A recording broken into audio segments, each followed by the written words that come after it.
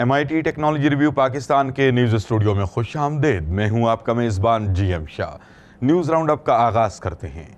Bulletin के आगाज़ में आपको बताते हैं कि एक बैनुल-अक़वामी सर्वे के मुताबिक पाकिस्तान की 4G इंटरनेट सर्विस की रफ्तार भारत से ज़्यादा है।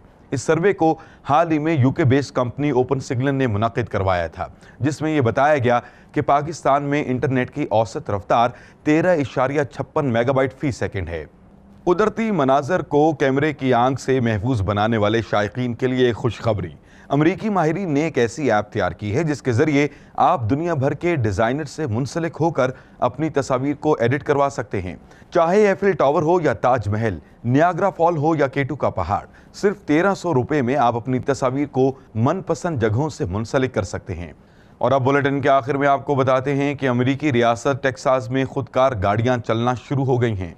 ये गाड़ियां उबर की तरह सर्विस फराहम करती हैं, जिनको एक ऐप की मदद से इस्तेमाल किया जाता है। एक वेबसाइट के मुताबिक इस सर्विस को एक पायलट प्रोग्राम की मद में शुरू किया गया है, जिसकी मुद्दत 6 माह मुकर्रर की गई है। इसको drive.ai के नाम से मंसूब किया गया है।